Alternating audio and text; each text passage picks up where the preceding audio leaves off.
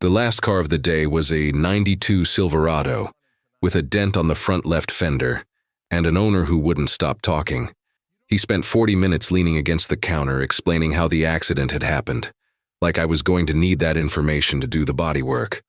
I listened enough not to seem rude, wrote down what I needed, and told him I'd call Thursday. He left satisfied. I closed the notebook and looked at the clock on the wall, the one with a chip on the edge because Merritt threw a wrench at it during an argument I can't even remember the reason for anymore. And it was 6:40. Merritt Cole walked away from the partnership in March. It wasn't a falling out. It was burnout. He told me he wanted to spend more time with his kids before they got too old. And I understood. But the truth is, the body shop was never his dream the way it was mine. He stuck it out for 12 years. That's not nothing. After he left, the place felt different. Not smaller. The shop is the same size, the same workbenches, the same smell of primer and grease that never comes out of the concrete no matter how much you scrub. It got quieter in a way I hadn't expected. Merritt wasn't a loud man, didn't go around singing or cracking jokes.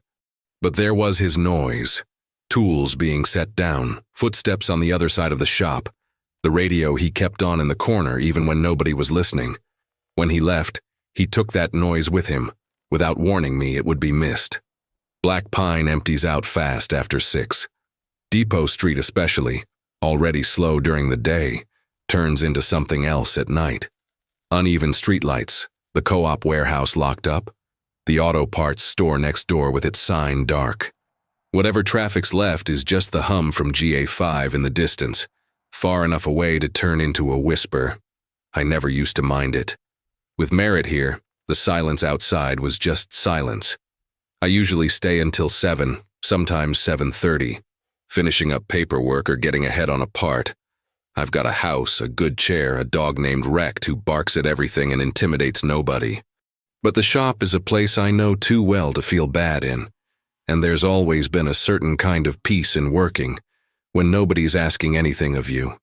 That first week alone, I didn't notice anything out of the ordinary. I was too busy trying to reorganize the schedule, tracking down all the things Merritt had handled without telling me he was handling them. I found out he was the one who ordered the sandpaper stock when I ran out of coarse grit in the middle of a job, and had no idea where he bought it. Small things like that, surfacing one at a time. What I remember from that week is a specific kind of tiredness, not from work, but from attention. You don't realize how much of your focus goes toward another person until they're gone. I'd start to say something and stop halfway through because there was nobody on the other end. On Friday, I was sweeping the floor near the back door when I noticed something. I didn't stop right away. I kept sweeping another few feet before I turned back. On the side of the door frame at shoulder height, there was a mark on the wood. Long, diagonal, deeper at the start and shallower at the end. I ran my thumb over it, felt the depth. I thought, some corner of sheet metal. Sometime I came in carrying a piece that was too big. But there were 3 parallel marks. And they started from the outside. I closed the door, put on the padlock, grabbed my jacket from the hook, and left. Rect barked when I walked in like he always does, and I almost forgot about the marks until the next day. Almost. What stayed with me wasn't exactly worry. It was more like that feeling when you turn off the stove and you're already halfway to work. You know you turned it off, but some part of you isn't sure, and it just sits there on low in the back of your head all day. Nothing that would have made me turn the car around. Just something I hadn't finished processing. The following Monday I got there early, opened the back door from the outside, and looked at the frame in the morning light. There was a new mark. Same height, same direction, deeper than the ones before. I stood there looking at it for what was probably longer than it felt. Then I went inside, turned on the compressor, and got to work.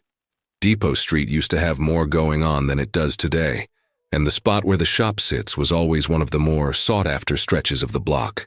When Merritt and I opened up, there were 2 other shops on the same street. One closed in the 3rd year. The other held on a while longer and shut down when the owner retired, and his son didn't want to take it over. The access from GA5 is direct, the rent was never unreasonable, and the customers who already know me know where to find me.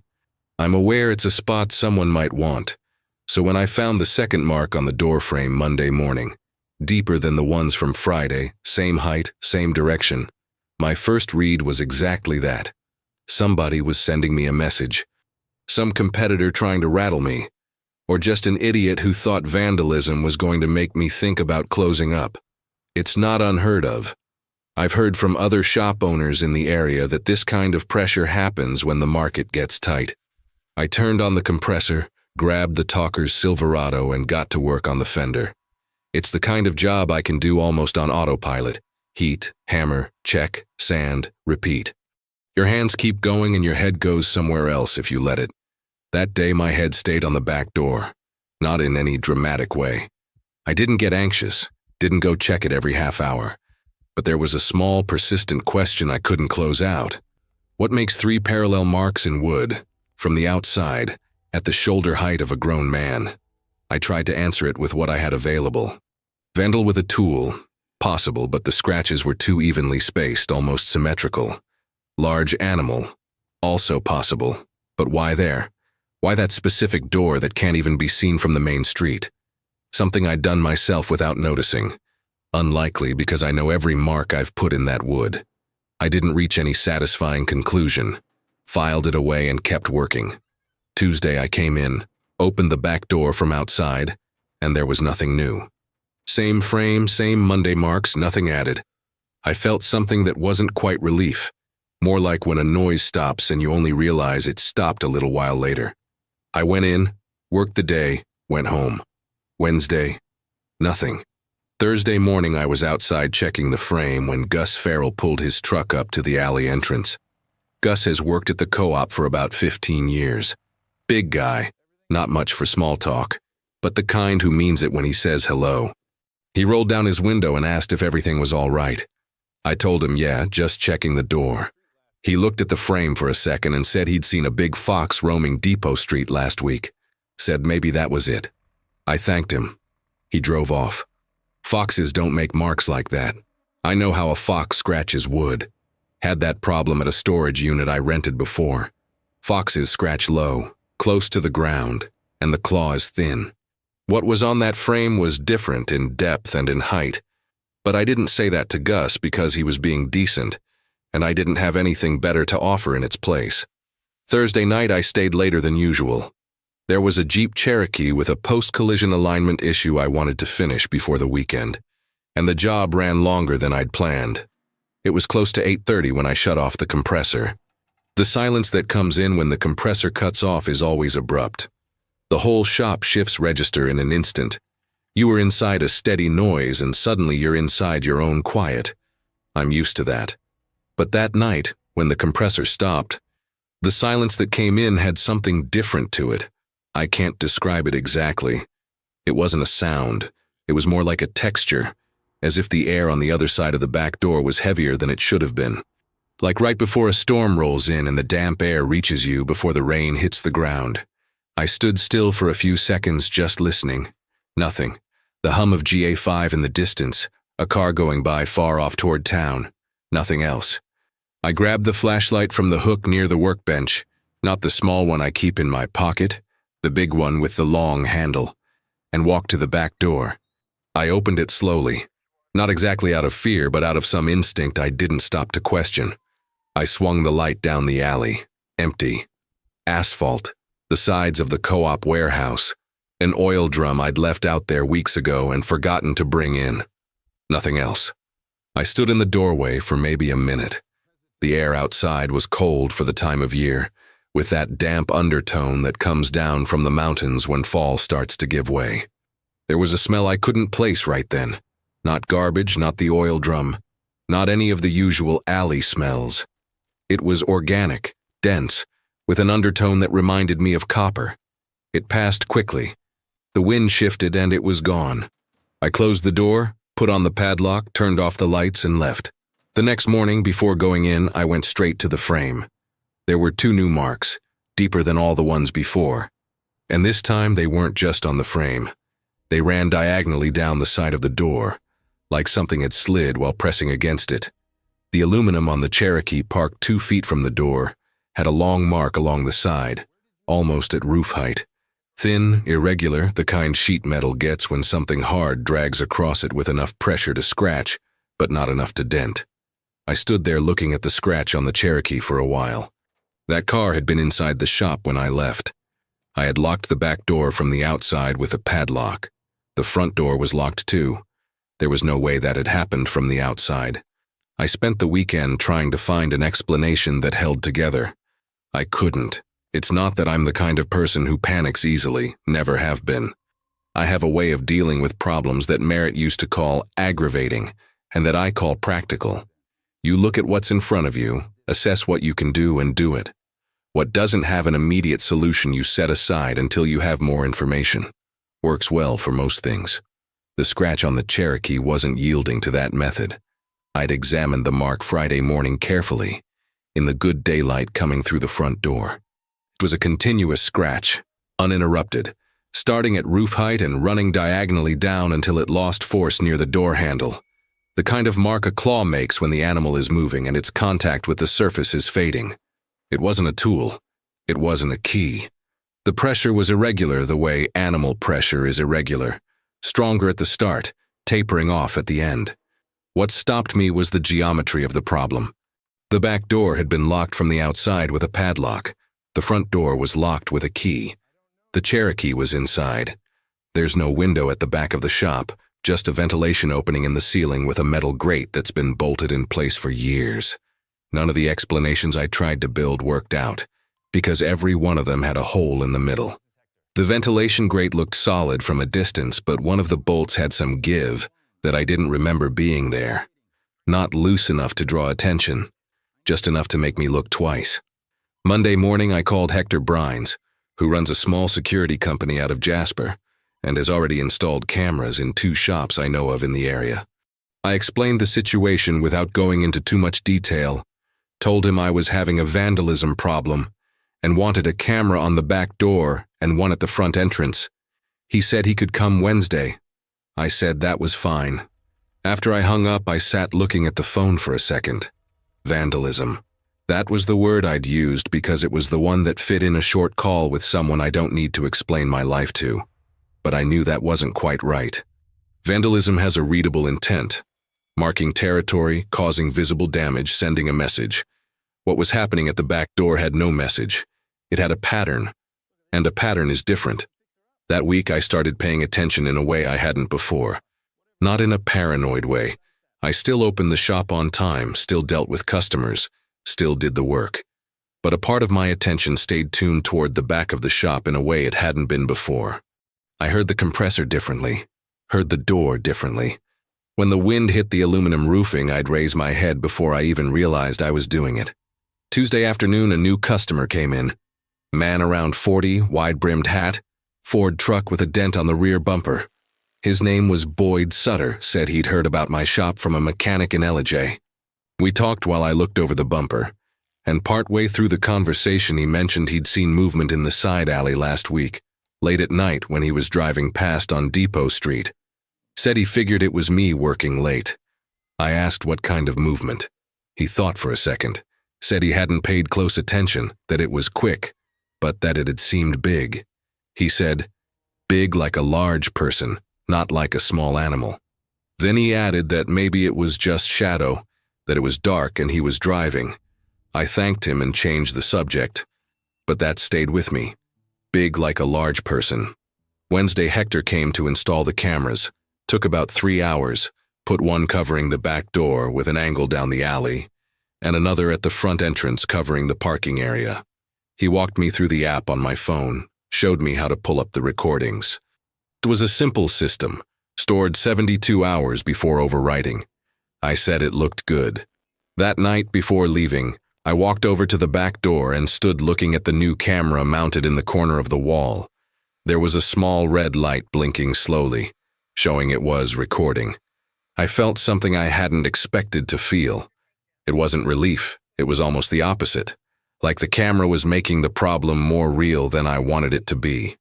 Up until then, I'd been able to hold on to the vandalism story. With a camera, I was going to have to see what it actually was. I left without reviewing the day's footage. Thursday morning, I opened the app before going into the shop. I pulled up the previous night's recording, the back camera, and watched it standing in the parking lot with my phone in my hand. Most of it showed nothing. Empty alley, weak light from the one street lamp still working down at the far end. Asphalt wet with dew. At 11:14 p.m., something moved through the lower right corner of the frame. I stopped, rewound, watched it again. It was too fast to have a defined shape. The camera wasn't good enough to pick up detail in that light. But there was mass, real volume moving through the frame, not a branch shadow, not a reflection. Something that was there and then wasn't, in maybe 2 seconds. What stopped me wasn't the size, though the size was unsettling. It was the height. What appeared at the edge of the image was too high off the ground, too high to be anything I could name right away. I stood there looking at the screen for a while with my thumb hovering over the rewind button. Then I put my phone away, opened the shop and went to work. Boyd Sutter had left his truck for me to start on the bumper, and I had 2 other cars lined up behind it. The day wasn't going to wait, but that night before bed, I opened the app again and watched the clip 3 more times. On the last one, I paused on the frame where the mass appeared most defined and stared at it until the screen went dark from inactivity. Recht was lying beside the bed and raised his head when I did that. He looked at me for a second, then put it back down, like he'd sensed something. I turned off the light and lay awake longer than I should have. Chapter 4. Friday morning, I made a decision I didn't tell anyone about because it sounded stupid, said out loud. I was going to start closing earlier. Not much earlier. Half an hour, maybe 40 minutes before my usual time. Enough to be heading out while there was still some residual traffic on GA5, while the sky hadn't completely closed in. I told myself it was about efficiency, that I was tired, that the pace of working alone was wearing on me more than I'd admitted. And that was true, partly. But the other part was that I didn't want to be inside that shop anymore when the block went completely quiet. That bothered me more than the footage. I'd spent 30 years going in and out of that street on whatever schedule I felt like. Never thought twice about staying until 8:30, sometimes later when the job called for it. Depot Street at night was just Depot Street at night. Asphalt, streetlights, the silence of a small town that's already gone to bed. Now I was adjusting my routine around something I couldn't even name properly, and that had a taste I didn't like. It tasted like giving ground. I closed at 6:40 on Friday, 6:35 the following Monday. Tuesday I left with a light still left in the sky and sat in my car for a second before starting the engine, looking at the front of the shop, not sure exactly what I was expecting to see. Nothing. Plain facade, front door closed, the sign I'd needed to repaint for 2 years. I started the engine and left. That week I started checking the camera footage every morning before going in. It became a ritual. Park, open the app, watch the previous night on fast forward. Pay attention to both corners of the back camera's frame. Monday there was nothing. Tuesday there was nothing. Wednesday there was a skinny cat that crossed the alley at 2 in the morning and stopped in the middle to stare at the camera like it knew it was being filmed. Thursday, there was something in the upper left corner of the frame that lasted less than a second, and that I watched 8 times without being able to define it. It wasn't the cat. It was too high up, and it was in the top corner of the image, which meant it was close enough to the camera to show up near the top of the frame. The camera was mounted about 8 feet off the ground. What appeared was near that height. Not on the ground, not climbing anything, just passing at the height of a very tall man, or of something I couldn't fit into any category I had available. I sent the clip to Hector through a message, sent the video and asked if it was a lens issue, a reflection, some kind of system artifact. He took a few hours to respond. When he did, he said it looked like real movement, that the camera sometimes distorted in low-light conditions, but that distortion didn't generate mass with that kind of displacement. He asked if I wanted him to come take a look at the equipment. I told him not necessary for now.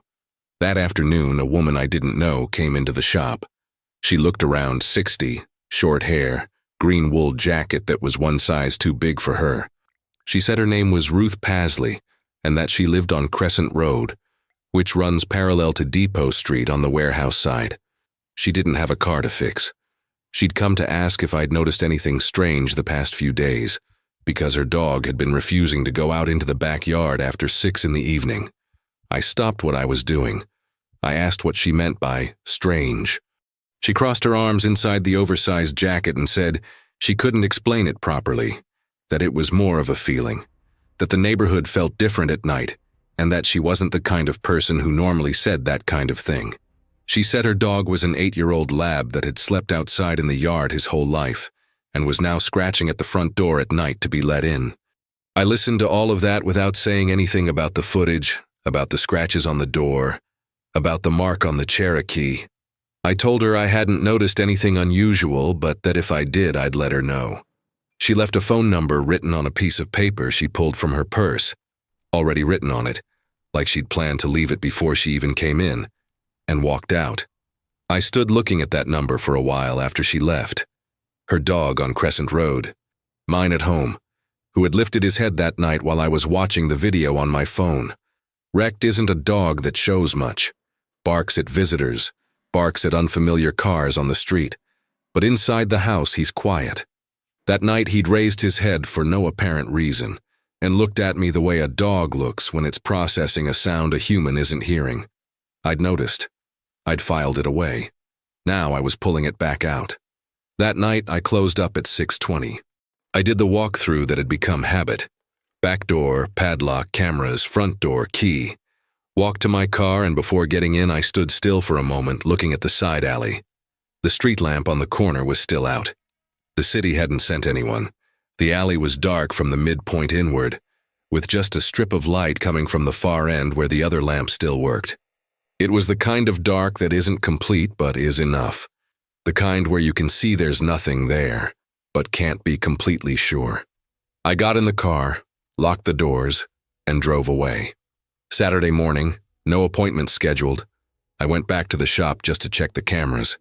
It was almost 10, the sun was out. Depot Street had the thin weekend traffic. I opened the app in the parking lot like usual. The back camera had stopped recording at 11:47 the previous night. It hadn't been switched off. The red light had still been blinking when I left. It had simply stopped. Hector had told me the system only interrupted recording if there was a connection problem, or if the camera was physically obstructed. I went inside, walked over to the back camera, and looked at the lens. There was a mark on the plastic housing. Small, on the lower edge, like something had pressed against it with enough force to leave an impression but not enough to break it. I went to the back door and opened it. The frame had 3 new marks, deeper than all the ones before, and this time they ran down the outside of the door all the way to the ground, where the alley asphalt showed a dark wet stain that wasn't oil, wasn't water, and that I didn't get close enough to smell. I closed the door, put on the padlock, walked to my car and sat for a while without starting the engine. I should have called the police that Saturday. I know that now. I knew it then too in some way, but there was a resistance I couldn't name properly. It wasn't exactly pride. It was more the difficulty of explaining what was happening without sounding like someone who'd lost his mind. Marks on the door, a scratch on a car that had been inside a locked shop, a camera that stopped recording, a stain on the asphalt I hadn't gotten close enough to identify. Said like that, in sequence, it sounded like something a man who'd been alone too long would say. Someone who'd started seeing patterns where there weren't any. But there was a pattern. I knew there was. I spent the weekend at home without going back to the shop. Rex stayed close to me in a way that wasn't normal for him. Not anxious, not restless, just present. Like he'd decided his place was within a few feet of wherever I was. Sunday night I was sitting on the porch with a coffee that had gone cold without my noticing, looking out at the street, and for the first time I thought it directly. What is it that's using that door as a reference point? I didn't answer, but I stopped trying to fit the problem into categories I knew. Monday morning I got there earlier than usual. I wanted to see the alley in good light before anything else. The stain on the asphalt had dried. It was a dark, irregular mark, bigger than I'd estimated from a distance. About 2 feet across, with edges that tapered off to one side like the liquid had run from a particular direction. I photographed it with my phone without touching anything. Then I went in, turned on the compressor, and tried to work. That week the rhythm was off. I'd finish a job and stand there for a while before picking up the next one, looking at the back door for no clear reason. Once I noticed I was holding a wrench without remembering why I'd picked it up. Boyd Sutter called to ask if his truck was ready, and I told him yes when it wasn't. I had to call back half an hour later and ask for one more day. He was decent about it, but that's not the kind of thing I usually do. Wednesday night I stayed later than I'd planned. There was a Subaru that needed filler along an entire side panel, and I got into a rhythm I didn't want to break. When I looked at the clock, it was 9:10. The compressor was running. The radio Merritt had left in the corner, which I'd started turning on out of habit, I realized, without knowing when the habit had started, was playing something I wasn't really listening to. Outside the side ventilation window, Depot Street was completely quiet. I turned off the radio to better hear what I was doing on the Subaru. Worked for another 20 minutes or so. Then I heard it. It wasn't loud. It was a low, wet sound coming from the back, not from the door itself, but from further out, from the alley. Rhythmic with irregular pauses, like breathing but at a frequency that wasn't a small animal's and wasn't a human being in any normal condition. I stopped with the putty knife in my hand and went completely still. The sound continued for maybe 10 seconds. Then it stopped. I waited. Nothing. I grabbed the big flashlight and went to the back door, opened it slowly, swept the light down the alley. Empty. Asphalt. The side of the warehouse. The oil drum I still hadn't brought in. The beam reached all the way to the end of the alley without finding anything. But there was a smell. The same one as before. Organic, dense, with that copper undertone I'd noticed weeks earlier. Stronger now. Closer. I stood in the doorway for a moment, swept the light both ways, along the ground, along the warehouse walls. Nothing moved. That's when I lowered the flashlight and saw it. About 10 feet from the door, up against the warehouse wall, there was something on the ground that hadn't been there when I'd come in that afternoon. I moved toward it slowly, flashlight aimed ahead, and what the beam revealed didn't register right away because the brain takes a second to process what the eyes are seeing when what the eyes are seeing has no place in the alley behind a commercial street in a small town in northern Georgia. It was a human forearm. A goddamn forearm. Separated from the rest of the body, ending in a way I'm not going to describe in detail, because I still can't do that without my stomach turning. It didn't look thrown there. I also don't want to say it looked placed because that would assign too much intention to something I still didn't understand. But there was a wrong order to that position, an absence of chance that stopped me cold. The palm was facing up, fingers slightly curled, like the hand had stopped in the middle of a gesture that never finished. I stood there looking at it for a length of time I can't measure. I didn't scream. I didn't run. I did the strangest thing I could have done, and the only way I can explain it is shock. I lowered the flashlight, went back inside the shop, closed the door with the crossbar, and walked to the workbench where I keep my phone during the day. My pulse was normal. My hands weren't shaking. It was like my brain had decided to treat this as a problem to be solved before deciding to have a human reaction to it. I called 911, spoke to a dispatcher who asked me to repeat the address twice. While I was repeating it, I noticed my voice was quieter than usual. Not shaky, just quiet, like when you have a fever and didn't know it. 2 patrol cars arrived in 18 minutes. 4 officers went into the alley with flashlights. I stayed at the back door and watched. One of the officers, young, under 30, with a freckle on his chin that I fixated on without meaning to while he was talking to me, asked if I'd touched anything. I said no. He asked if I'd seen anyone. I said no. He asked if I'd heard anything before finding it. I paused before answering. I said I'd heard a sound from out back, that I'd gone to check, that I'd found what I found. I didn't mention the marks on the door, didn't mention the camera that had stopped recording.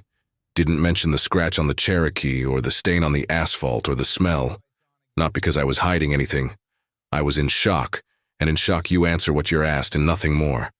The senior officer told me I could go home, that they were going to need to close off the alley for the time being, and that someone would be in touch.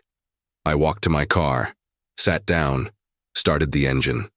It wasn't until I was halfway home that I realized I'd left without turning off the lights in the shop. I didn't go back. That night, Rex slept on top of my bed for the first time in his life. I let him. The police got in touch Thursday morning. It was the senior officer from the 2 patrol cars. His name was Dennis Hale. Detective, gray hair cut close. The manner of a man who'd seen enough not to be surprised by much. He came in person to the shop, which I hadn't expected. He brought a styrofoam coffee he'd picked up at the GA5 gas station and offered me one. I took it, even though I'd made coffee 20 minutes earlier. We stood near the workbench while he talked. He told me the material found in the alley was being analyzed, that they had some lines of investigation open, that they couldn't share details. He asked me again if I'd seen anyone in the area in the days before. This time I was more thorough. I mentioned Boyd Sutter and the movement he'd seen in the alley, mentioned Ruth Pasley and the dog that wouldn't go out into the yard. I didn't mention the camera, didn't mention the marks. I don't know why. I think I was still sorting out what was relevant from what was just my own business. Hale wrote down the names, gave me a card, said he'd call if anything came up. At the door he stopped and asked, almost in passing, whether I had any security cameras installed. I said yes. He asked for access to the footage. I handed over the app login right there on his phone, and he left with the styrofoam coffee still in his hand. That's when I understood the size of what I'd left out the night before.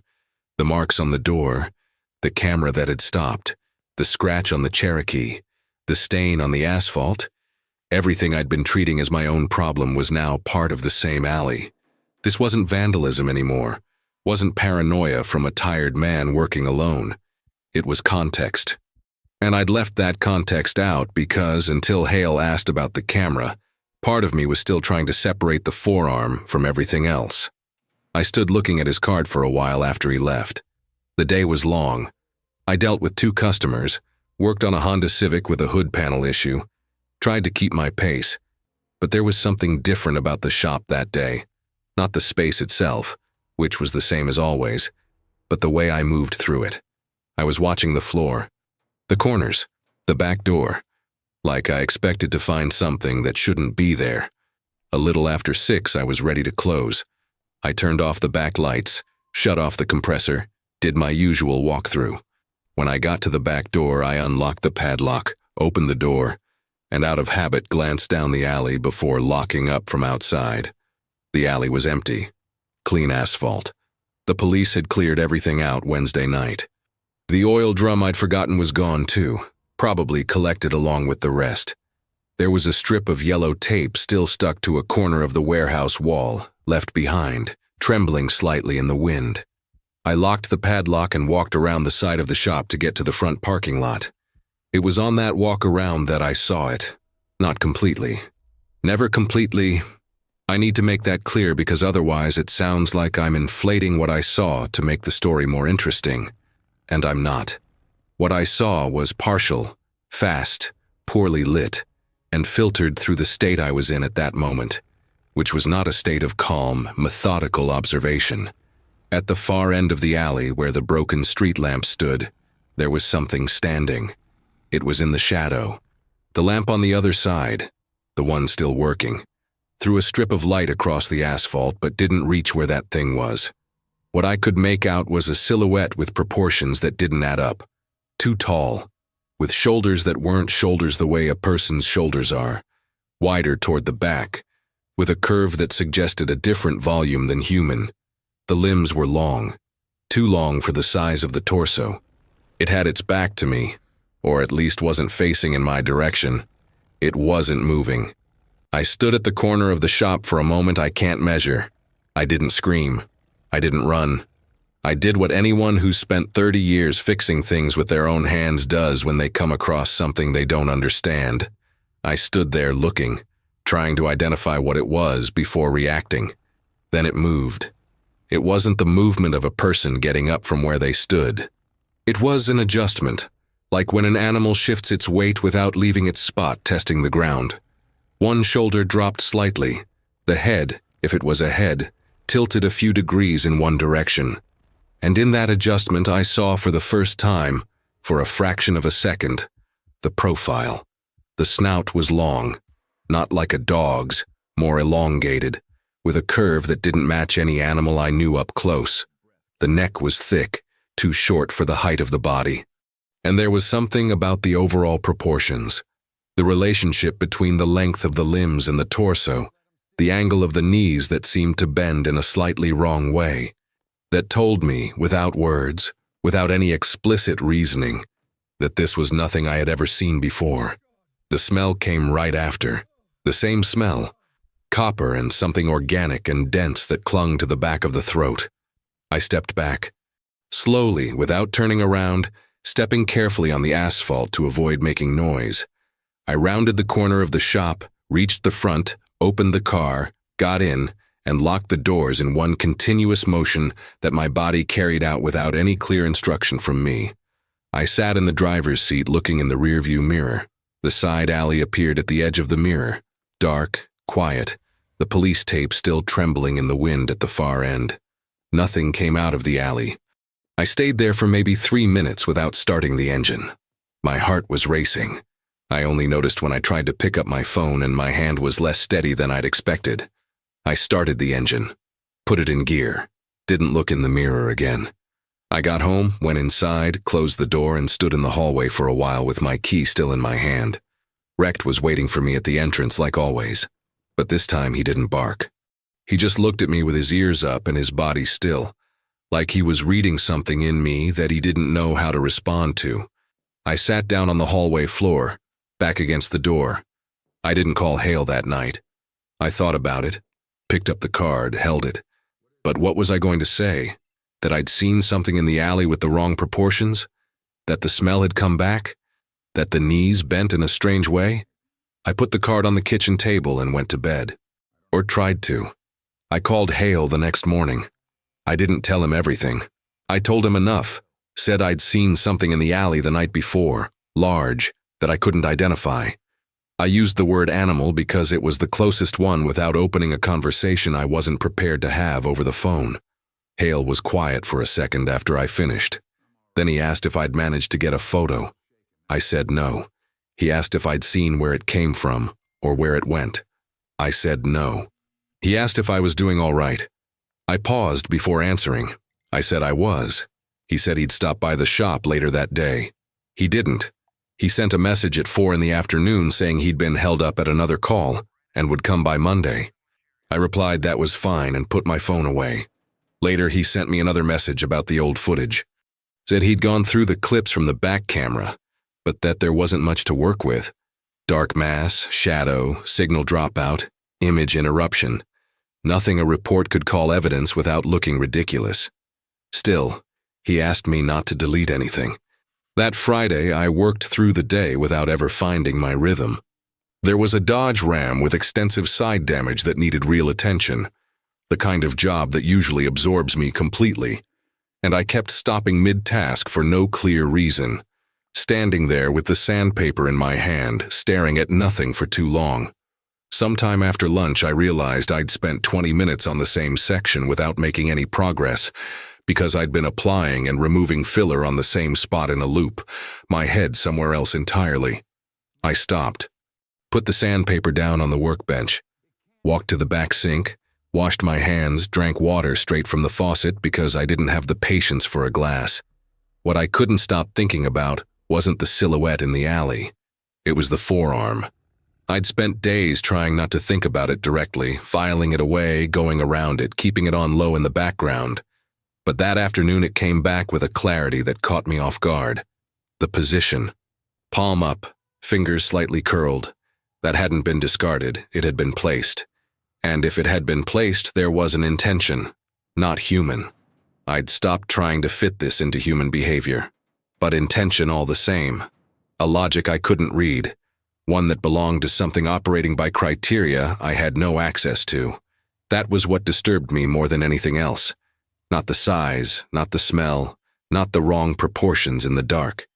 It was the idea that whatever this was had a reason for using the alley behind my shop as a reference point, and that I had no idea what that reason was. I closed up at 5:40. Before leaving, I went to check the back camera. Hector had come Thursday to reinstall it after the police returned access to the system. It was working, red light blinking normally. I went to the back door, opened it, looked down the alley. Empty. Quiet. Normal smell of cold asphalt and late afternoon dampness. I closed it, locked up, and left. Saturday morning, I opened the app before reaching the shop, still in my car at the turn onto Depot Street. I watched the night's footage with the engine running and the heat on full because it had gotten cold overnight the way North Georgia does when it wants to remind you that winter hasn't fully gone yet. Nothing on the back camera, nothing on the front camera. I went in, did what needed doing. Mid-afternoon, Boyd Sutter came to pick up his truck and stayed about 10 minutes talking while I wrote up the invoice. He asked about the police activity he'd seen on the street the week before. I said they'd found something in the alley and it was being investigated. He frowned and asked what kind of thing. I said I wasn't sure exactly, which was a lie, but the kind of lie you tell so you don't have to watch someone's face while they process the real answer. Boyd left. I closed the shop earlier than planned and drove over to the diner on Pickens Street for coffee because I didn't want to go straight home and didn't want to stay in the shop. The place was called Marta's, had green formica tables and a ceiling fan that turned slowly, even with it cold outside. I sat at the counter, ordered coffee and a slice of apple pie that I didn't finish. The waitress, a woman around 45 with an anchor tattoo on her left wrist that looked like it had been done a long time ago and regretted shortly after, asked if everything was all right. I said I was tired. She said I looked it. It wasn't rude, it was an observation. And I was grateful for it in some way because it was the most honest thing anyone had said to me in days. I stayed at the diner for almost an hour without doing anything in particular. Listened to a conversation at another table about a football game I don't follow. Watched an old man try to convince the waitress his bill was wrong, using a method that involved counting out coins one at a time along the edge of the counter. Drank my coffee slowly. Monday, Hale showed up like he'd promised. He arrived early, before my first customer, and this time didn't bring coffee. He stood near the front door with a small notebook in his hand and listened while I told him what I'd seen in the alley Thursday night. This time I was more thorough. I described the proportions, the height, the movement of the shoulder, the profile for that split second. I described the smell. He wrote everything down without interrupting. When I finished, he looked at the notebook for a moment. Then he asked if I had any history of vision problems. I said no. He asked if I was sleeping well. I paused. I said more or less. He closed the notebook and told me they had identified whose remains had been found in the alley. I waited. He said he couldn't share the name, that the family was being notified, but that the person had been missing for 11 days before I found what I found. He said there was no record of them passing through Black Pine. He said the condition of the remains, he used the word remains the same detached way I'd tried to use it for myself and which hadn't worked, was consistent with a large animal attack. Large animal. I looked at him. He looked at me. I didn't say anything about what I'd seen in the alley. Not because I was hiding it, I was thinking. I was thinking that large animal was a category that covered a lot of ground, and that what I'd seen in the alley Thursday night wasn't anything Dennis Hale was going to be able to write down in that small notebook of his, in a way that would be useful to anyone. He left. I stood in the middle of the shop for a while after his car disappeared onto GA5. That night, for the first time, I locked the interior door connecting the work area to the back office. A door I'd never locked because there had never been a reason to. I did it, and stood looking at the key in my hand for a second before putting it in my pocket. Recht was waiting in the car. I'd started bringing him to the shop that week without thinking too hard about why. He stayed under the workbench all day without bothering anyone. That was another night he slept in my bed. That time I didn't have to let him. He just got up there on his own. Tuesday night I was alone in the shop at 10 o'clock because I'd made a stupid decision. It wasn't planned as a decision. It was an accumulation. The Dodge Ram I'd stalled out on Friday needed to be done before the end of the week because the owner had a trip planned and I'd promised. Recht was at home because I'd forgotten to pick him up that morning and hadn't gone back for him. Merritt's radio was on in the corner playing a country station I didn't normally listen to, but had stopped changing because the silence was worse. At 9:40, the compressor stopped. I didn't turn it off. It stopped. I went to check. The breaker had tripped, which happens sometimes when the compressor overheats. I reset it, the compressor came back on, I kept working. But in that moment of silence between the compressor cutting out and me resetting the breaker, In that interval of about 40 seconds, I heard something outside the back door that I hadn't heard before. It wasn't breathing. It was pressure. The sound a structure makes when something heavy leans against it from outside. The back door is steel, heavy, with a horizontal crossbar on the inside. It doesn't give easily. But in that silence, I heard it settle into the frame in a way steel doors don't do on their own. I reset the breaker. The compressor came back. The sound stopped. I stood for a moment looking at the back door across the shop. The crossbar was in place. The outside padlock had been closed since late afternoon. I'd walked around through the alley before coming back in through the front, like I did when I wanted to make sure nobody could get in from behind. The door wasn't going to open from outside without the key. From inside, if I needed to get out, there was still the front door. I went back to the Dodge Ram, worked for another 20 minutes trying to stay focused. The radio was playing something I wasn't listening to. The compressor made its constant noise that I know by heart. Then the radio stopped. It wasn't a power outage. The lights were still on, the compressor still running. The radio just stopped transmitting, the way it does when the signal drops in a dead zone. There was white static for a few seconds and then silence. In the silence, I heard the back door. Not the same sound as before. Pressure, structure settling. This time it was different. It was the padlock. The outside padlock was being worked, not turned with a key, but tested, pulled, with pressure that varied from light to heavy at irregular intervals. The kind of thing you do when you're checking how much a mechanism gives before deciding what to do with it. I walked to the workbench slowly, picked up the big flashlight, then picked up the 42mm wrench that hangs on the tool panel above the center workbench. The heaviest one I own, long handle, thick head. Not as a plan, as instinct. The sound at the padlock stopped. Complete silence for about 30 seconds. Then the back door buckled. It didn't open. The padlock held, but the steel buckled in the center, a warp that shouldn't have been possible in a door of that gauge, as if something outside had applied centralized pressure with enough force to deform the metal without tearing the lock. The crossbar vibrated in its bracket. One of the lateral welds on the upper hinge let out a crack that echoed through the entire shop. I was standing about 20 feet from the door with the flashlight in one hand and the wrench in the other. The door buckled again, deeper this time. The crossbar partially slipped out of the left bracket, and I could see, in the gap that had opened between the door and the frame, the darkness of the alley outside. A darkness that breathed. I didn't think. I moved. I went to the Cherokee parked 2 feet from the door. The same Cherokee with the scratch in the aluminum, which I still hadn't returned for no reason I could explain. Opened the driver's door, got in, started the engine. Not to drive, to have metal between me and that door. The back door buckled a third time and the crossbar dropped. What came in didn't come in fast. It came in slowly, which was worse. The door swung inward, and what had been outside stood in the doorway for a moment. And in that moment I saw through the Cherokee's windshield, with the shop lights throwing shadows and brightness at angles that didn't help, enough to never unsee. It was tall. The head came close to the lighting tracks on the ceiling, which hang about 9 feet off the floor.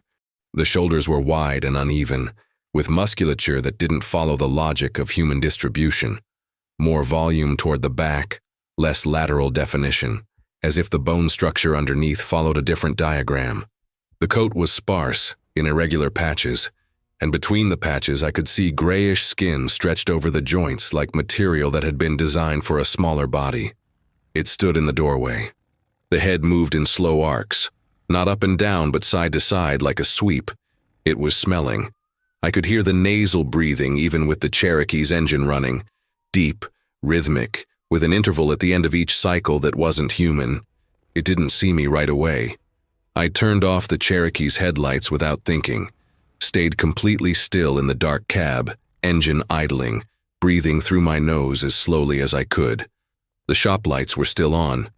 I was a dark shape inside a dark car in the corner of the room. The head stopped sweeping. It was oriented toward the left side of the shop, where the main workbench is, where I'd been working. Tools spread out, the welding mask on its hook, the Dodge Ram's hood partially disassembled and leaning against the wall. The smell of primer and grease and work sweat I'd been putting into the air for hours. It took a step inside. Its weight on the concrete was different from human, more distributed, as if the feet were wider than expected, with a contact that lasted longer than normal with each step. The claws, I saw the claws when the right hand passed through a band of light, were opaque, thick, uneven, the kind that wasn't made for manipulation but for pressing and tearing. It went to the workbench, stood in front of it, lowered its snout toward the tools. I didn't breathe. It stayed like that for a length of time I can't measure. Then it raised its head, turned slowly in the direction of the Cherokee. I don't know what I did differently. I didn't move, didn't breathe differently, didn't make any sound. But something changed. Maybe the engine, maybe the heat from the hood, maybe something I don't control. The head stayed pointed at the car for 3 seconds that were the 3 longest seconds of my life. Then it turned, went to the back door, left. I stayed inside the Cherokee for 45 minutes without moving. The engine ran the whole time. The shop lights stayed on the whole time. Nobody came in, no sound came back from the alley. When I got out of the car, my hands were numb from gripping the steering wheel. The back door was buckled in the center, the crossbar on the floor, the upper hinge weld pulled away from the frame. The concrete under the threshold had a pressure mark, not from a claw, from weight, the kind a heavy structure leaves when it stays in the same spot long enough. I picked up my phone, called Hale. He picked up on the 3rd ring, voice of someone who hadn't been sleeping. I said, "Dennis, I need you to come here right now." Hale arrived in 11 minutes with 2 other officers I didn't know. They stayed in the shop for almost 2 hours. They photographed the door, the separated weld, the pressure mark on the threshold concrete. One of the officers I didn't know, a woman, hair pulled back, methodical way of working that reminded me of a good body technician, the kind who doesn't make unnecessary movements. Spent a long time crouched near the door, examining the steel deformation without touching it. Then she wrote something down and didn't say what. Hale stayed with me on the inside while the other 2 worked. He didn't ask many questions, mostly listened while I went through it in the order things had happened, leaving nothing out this time. The compressor cutting off, the padlock being tested, the door buckling, what came through when the crossbar dropped. When I finished, he was quiet for a moment. Then he asked if I'd managed to record anything. I had completely forgotten about the cameras. We opened the app together. The back camera had recorded everything, or nearly everything. The image quality in that light was poor, which I already knew, but there was enough mass to confirm a presence. The front camera showed nothing useful because the entry had been from the back. Hale watched the relevant clip 3 times without commenting. Then he asked for full access to the system and I gave it to him. He left around midnight. Before going, he stood in the front doorway for a second and told me I shouldn't stay in the shop for the time being. Not as an order, as a suggestion, the way a tired man suggests something obvious to another tired man. I said I understood. I spent the next day at home. It wasn't rest. It was the kind of day you spend walking from room to room without finishing anything you start. I opened the refrigerator 4 times without taking anything out, sat in the porch chair for 10 minutes and got up for no reason, tried to read something on my phone and sat staring at the screen without taking anything in.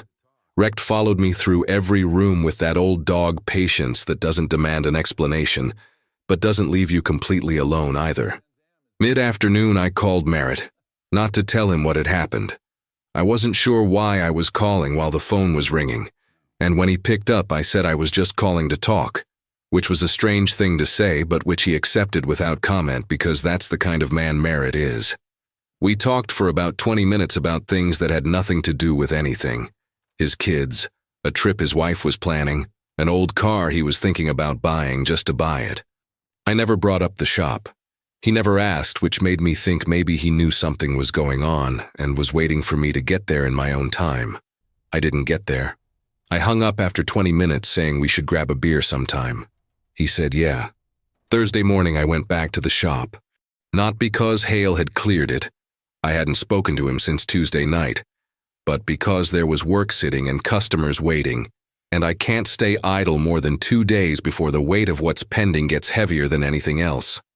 The back door had been temporarily covered by the police with a sheet of plywood screwed into the frame from outside.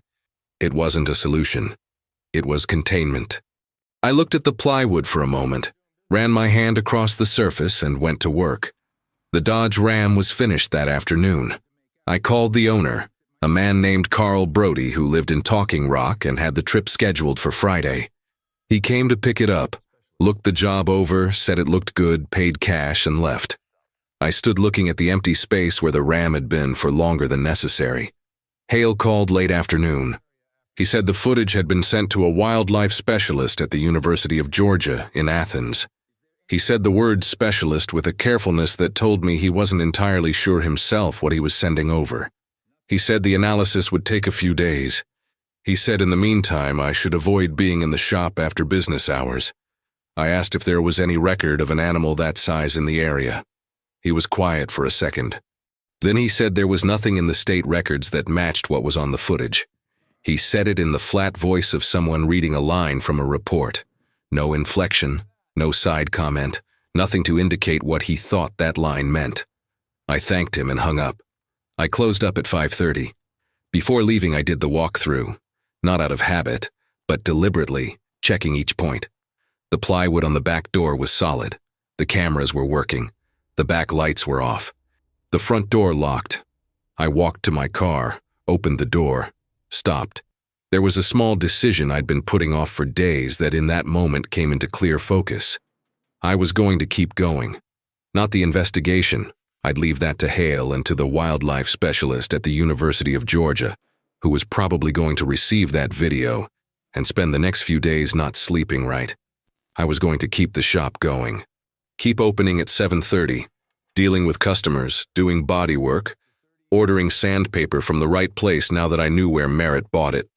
I was going to have a new steel door made for the back entry, thicker, with reinforced hinges and a double crossbar.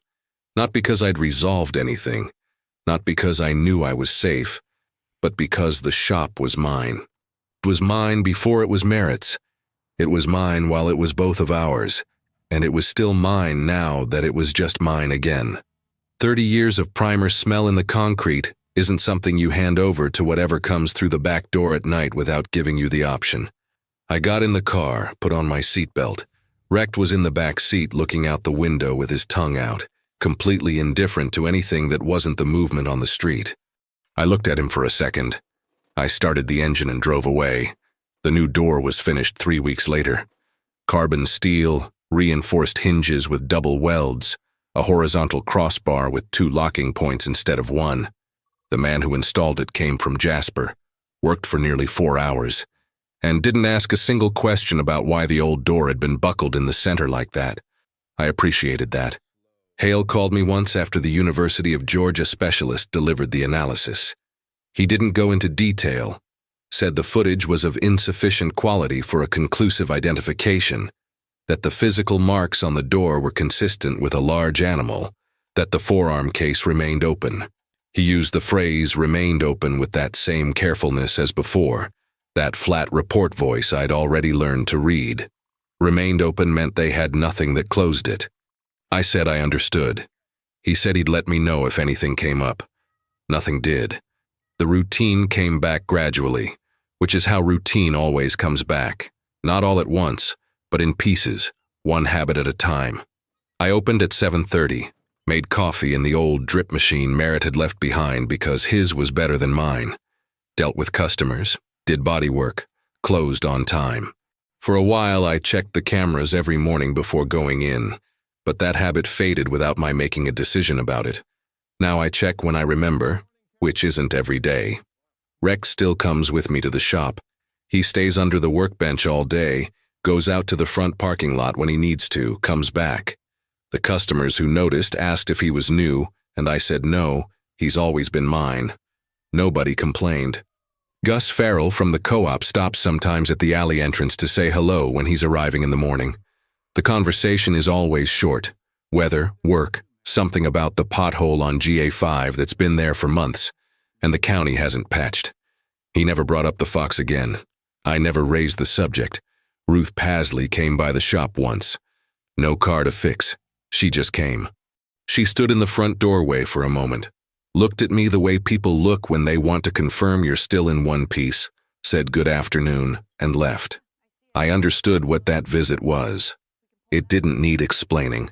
Her dog went back to sleeping in the yard. Rec didn't. Boyd Sutter brought his truck back a few weeks later with a new dent in the front bumper. His own doing this time, he said he'd backed up without looking well enough. He stood at the counter telling the story in more detail than was necessary, which made me think maybe he needed company too, and that a body shop on a quiet block can be that kind of place for certain people, without anyone having to admit it. I listened, wrote down what I needed, told him I'd call Thursday. The nights on Depot Street stay the same. The lamp in the side alley is still out because the city still hasn't sent anyone. The co-op closes at 5:30 sharp. The traffic disappears fast after 6. I close on time and don't stay late. It's not exactly fear. It's more a limit adjustment I made without negotiating much with myself about it. The back door I don't use as an entrance anymore. Locked during the day, locked during the night. The key stays in my pocket, not on the hook near the workbench where it used to be. A small thing that changed without any planning. A few weeks ago, I went to LJ to settle something with a supplier, and on the way back, I came through Crescent Road because the name had stayed with me since Ruth Pasley's visit. I took a wrong turn coming off GA5 and took a while to realize it. It's a residential street running parallel to Depot Street. Old houses with front porches, big trees on the sidewalk. I was almost at the far end of the neighborhood when I saw a house with yellow police tape still tied to the gate. Faded, one end loose and tapping in the wind. The kind that was put up a while ago and forgotten. I pulled over to the shoulder, sat looking. It was an ordinary house. Wood painted white, windows shut, mailbox with the number sitting crooked. No car in the driveway. Grass grown out front, the kind of growth that comes from weeks without cutting, not months. I didn't get out of the car. There was no reason to get out. But there was something about the position of the house that took me a moment to place. It was in the rear, in the alignment of the lots. That house had its backyard facing directly toward the side alley on Depot Street. The same line, the same direction. If I walked to the back of that yard and crossed the lot, I'd come out in the alley where the back door of my shop was. About 80 yards in a straight line, maybe less. I sat there looking for a while. Then I picked up my phone and looked up the address. The house belonged to a woman named Darlene Mosswick, 63 years old. She had been reported missing 11 days before I found the forearm in the alley. I closed my phone, started the engine. I drove away without looking in the rearview mirror.